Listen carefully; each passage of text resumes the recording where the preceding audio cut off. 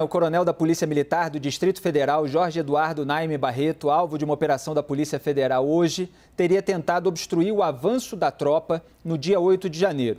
A PF prendeu o coronel, um capitão, um tenente e um major da Polícia Militar do Distrito Federal em uma fase da Operação Lesa Pátria. Todos são suspeitos de envolvimento nos atos criminosos. O Theo Cury chega com mais informações direto de Brasília. Boa noite, Theo. Oi, Felipe. Boa noite para você. Uma ótima noite para quem nos acompanha. A quinta fase da Operação Lesa Pátria foi deflagrada hoje pela Polícia Federal, atendendo a uma determinação do Supremo Tribunal Federal e mirando nessa quinta fase, nessa nova fase, lembrando que essa é uma operação permanente, de acordo com o Ministério da Justiça e Segurança Pública e da própria Polícia Federal, ou seja, a gente vai ver ao longo das próximas semanas outras fases sendo deflagradas dessa mesma operação. Nessa fase que foi deflagrada hoje, a quinta fase, o foco foi em autoridades que foram possivelmente omissas durante o 8 de janeiro, quando houve a invasão criminosa ao Palácio do Planalto, ao Congresso Nacional e ao Supremo Tribunal Federal. Entre os presos dessa deflagração de hoje da Operação Lesa Pátria estão um tenente, um major e um capitão e também o coronel Jorge Naime, que era o chefe do Departamento Operacional da Polícia Militar, responsável, esse setor, por organizar um plano de defesa para evitar o ataque que aconteceu no 8 de janeiro e que acabou, como a gente viu, não dando certo. Foram presos também o major Flávio Silvestre de Alencar, o capitão Josiel Pereira César e o tenente Rafael Pereira Martins. Naime é suspeito de omissão durante o 8 de janeiro. Ele estava em licença, ele havia pedido uma licença entre os dias 3 de janeiro e 8 de janeiro. E de acordo com os investigadores, esse distanciamento foi para não ser incriminado. Obviamente, as investigações ainda terão de comprovar isso, mas a suspeita neste momento é dessa ausência dele durante o período que antecedeu o ataque, a invasão à Praça dos Três Poderes e aos prédios públicos e ao patrimônio que estavam dentro desse prédio público e por isso ele, na sequência, foi exonerado do cargo pelo governo do Distrito Federal. Também pesa contra ele um depoimento que foi prestado pelo ex-comandante-geral da Polícia Militar do Distrito Federal, que até então era chefe dele, o Fábio Augusto Vieira, que no depoimento dele à Polícia Federal, dias atrás, disse que encontrou com Naime durante a invasão à Praça dos Três Poderes, ele que deveria estar de folga. Disse que encontrou ele quando a situação já estava começando a ser normalizada e o domínio dos prédios públicos começava a ser retomado pelas autoridades de segurança pública, Polícia Militar e a Força Nacional de Segurança Pública, que estavam presentes aqui na Praça dos Três Poderes. Para a gente finalizar em nota, a defesa dele diz que ele agiu conforme a lei e a técnica, realizando todas as prisões ao alcance das condições materiais com as quais contava no momento e acredita que ele vai conseguir demonstrar a inocência durante essas investigações, Felipe. Muito obrigado, Theo, pelas informações. Vamos ao debate. Raquel, começo por você. Aliás, lembrando que o ex-comandante da PM, ele foi exonerado no dia 10, quer dizer, 2 dias depois dos ataques aos prédios dos Três Poderes, pelo interventor federal Ricardo Capelli. Mostra que o Poder Judiciário está agindo independentemente da patente, né?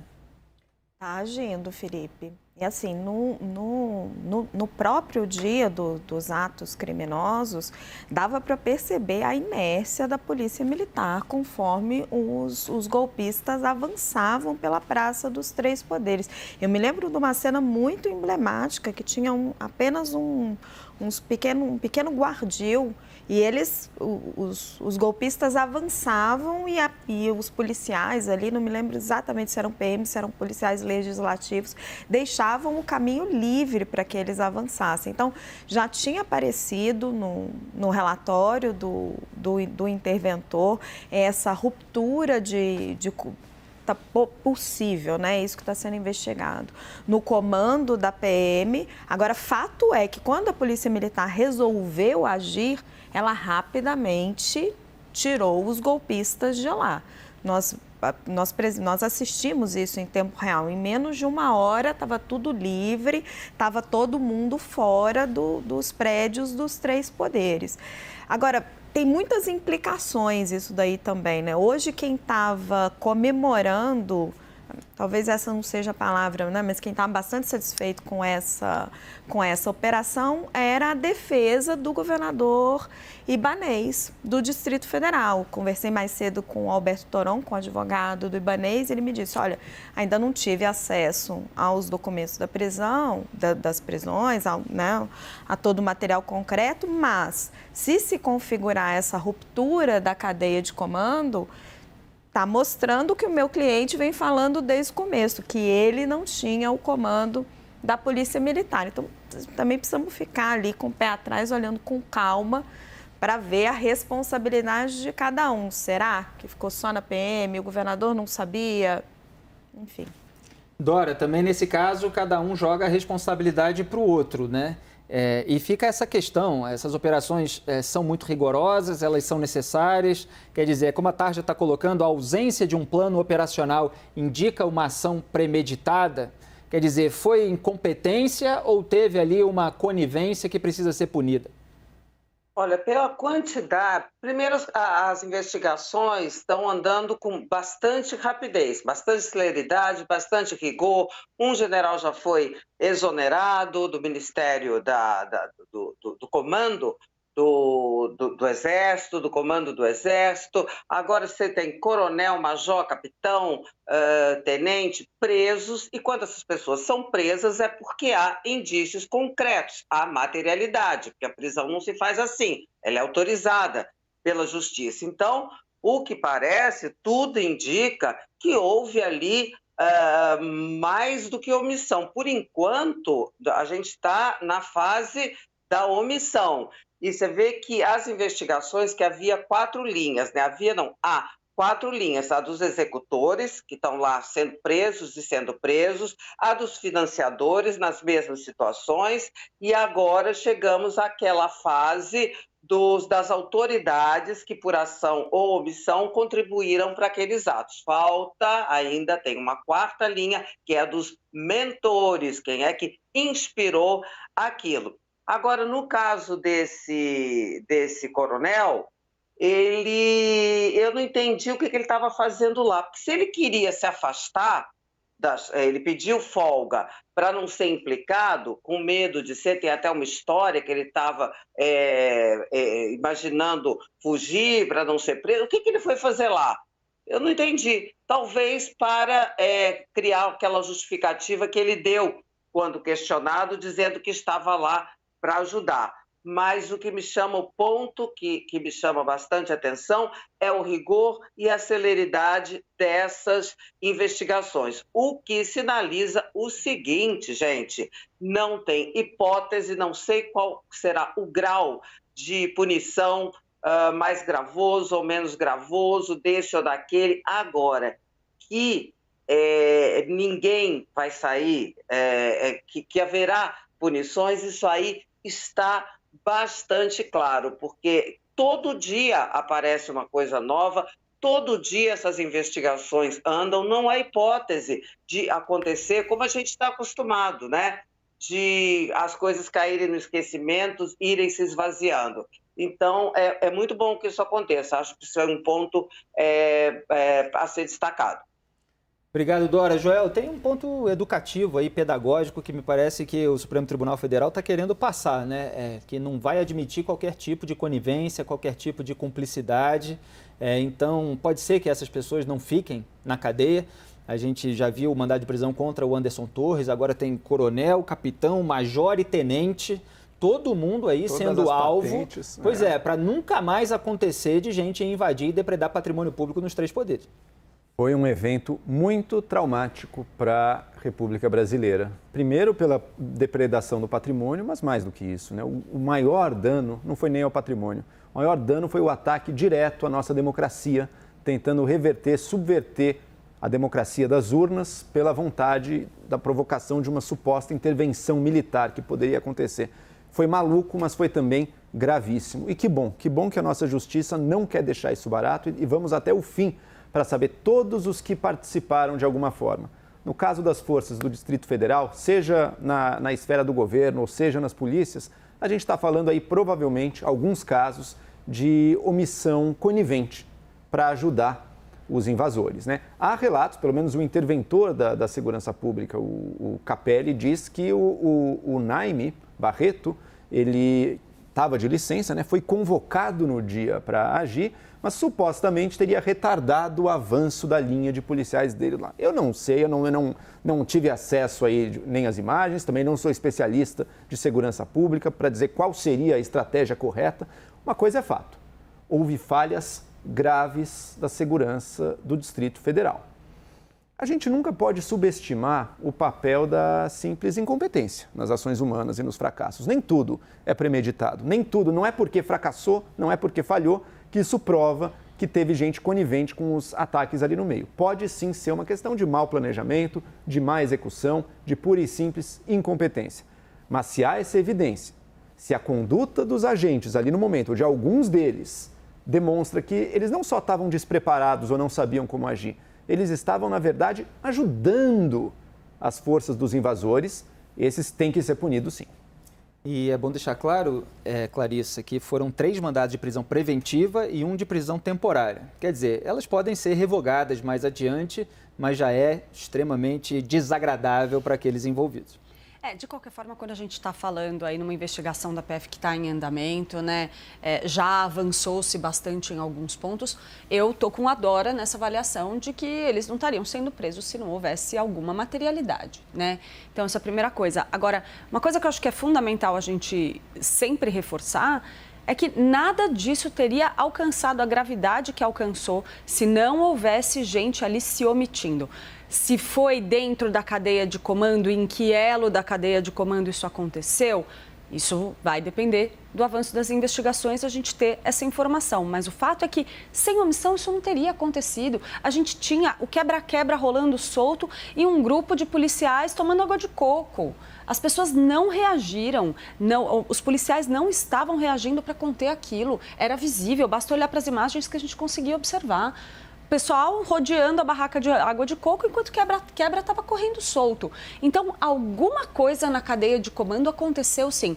Na posição do Ibanez Rocha, aí pensando nas declarações que o Toron deu aqui para a Raquel, eu só tomaria um pouquinho de cuidado se eu fosse ele, porque geralmente quando alguém dentro de uma cadeia de comando se sente abandonado e se ele tiver culpa no cartório, a chance é bem grande de quem está sendo abandonado falar contra ele. Então, talvez essa estratégia de defesa aí não seja tão segura assim, né? O que acontece nesse caso dos atos golpistas é que todos os responsáveis, né, seja na PM, seja o governo do Distrito Federal, seja no Exército, no GSI, eles querem convencer disso que o Joel falou, da incompetência, porque é a melhor hipótese que eles têm, certo? De que foram muito incompetentes, porque tinha alerta da ABIN, tinha mensagem no WhatsApp. Eles querem convencer disso, porque é a melhor hipótese que eles têm. Tem uma operação completa de inteligência extremamente eficiente, que é parte do funcionamento da República e do sistema todo político em Brasília. Quando você argumenta... A gente via tudo que estava sendo convocado, a gente sabia que ia dar ruim ali. Quando você argumenta, eles sempre usam a declaração do próprio Lula, que diz que viajou para Araraquara achando que estava tudo bem, que tinha recebido o relatório de que estava sob controle. O Ibanez fala a mesma coisa. Então, assim, as pessoas que estão em postos de comando, elas querem convencer a opinião pública dessa versão, e aí as autoridades vão ter que apurar, porque é a melhor versão que elas têm de que elas foram muito incompetentes, porque aí a pior versão é que elas foram omissas ou coniventes. E a gente tem que tomar cuidado com um ponto também, né, Clarissa? O fato de ele estar sendo preso preventivamente aí, isso não é uma prova contra ele. E pior, a gente está usando de forma tão livre a prisão preventiva, né, tão pródiga, que a gente condena de antemão. A pessoa que é presa preventivamente, ela já passa na mídia, na imprensa, para grande parte do público, a ideia é, algum motivo tem, né? Você não estaria sendo preso à toa. Às vezes o motivo pode ser político, às vezes o motivo pode ser que os reais responsáveis mais acima, lá no governo, estejam felizes que alguém ali da cadeia interna, da hierarquia interna da PM esteja sendo punido. Pode ser, simplesmente não sabemos. A prisão preventiva no Brasil, eu não sei qual é a justificativa nesse caso também, né? Ele tinha risco real de fuga, risco real de interferir nas investigações e tudo. Teria que ver essa argumentação para poder fazer essa avaliação, mas me parece... Perfeito, mas A gente está distribuindo toda vez que ocorre alguma coisa, mesmo um evento traumático como esse, distribuem-se as prisões preventivas depois. Para muitas delas, no final das contas, descobrir que não era nada, olha, a gente pode estar arruinando a reputação de pessoas inocentes. E Dora, tem uma questão de fundo aí em todos esses ataques golpistas de 8 de janeiro que eu não posso deixar de registrar, que é a seguinte, por causa de uma causa política mesmo, a violência, o vandalismo, a depredação, tudo isso é relativizado. E se esse sentimento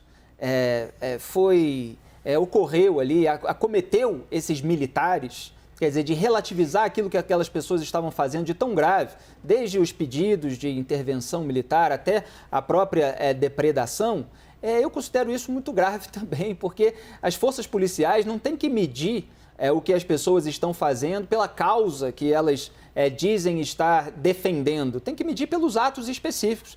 Então, invadir não pode, depredar não pode. Não interessa se o policial gosta ou não gosta daquele poder, do outro poder, de quem assumiu o governo agora. Então, o crime, ele precisa ser visto por aquilo que ele é. E a motivação política, ela não pode ser um atenuante. Eventualmente, poderia até ser um agravante. Diga, Dora.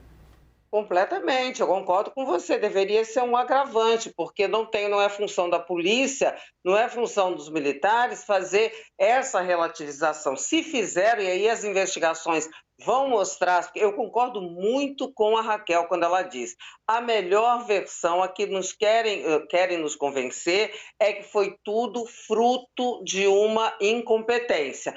Olha, pode até ser, isso a gente vai ver adiante. Agora, quando a gente vê o nível de politização que começou a haver dentro das forças policiais, quando se manifestam há levantamentos aí dizendo que 40% das forças policiais têm opinião, tem uma pesquisa aí que diz que concordam com as motivações dos atos antidemocráticos, isso é absolutamente inaceitável. Daí a necessidade disso ter uma punição rigorosa para que essas pessoas vejam que tem consequência, porque se não houver uma consequência bastante embasada, evidentemente, que é o que diz o Joel, faz sentido, as coisas não podem ser assim, embora eu acho que nessa altura, com a quantidade de gente, a qualidade de gente envolvida na investigação, eu não acho que sejam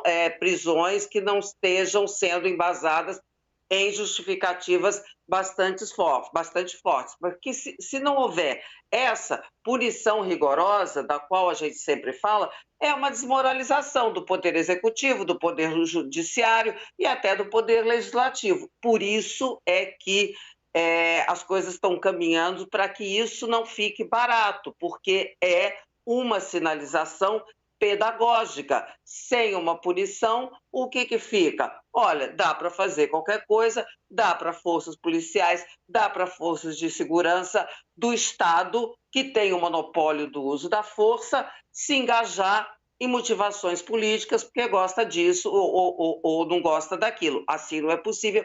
Isso é a desordem instituída. E não podemos, numa democracia, não temos o império da desordem, ao contrário.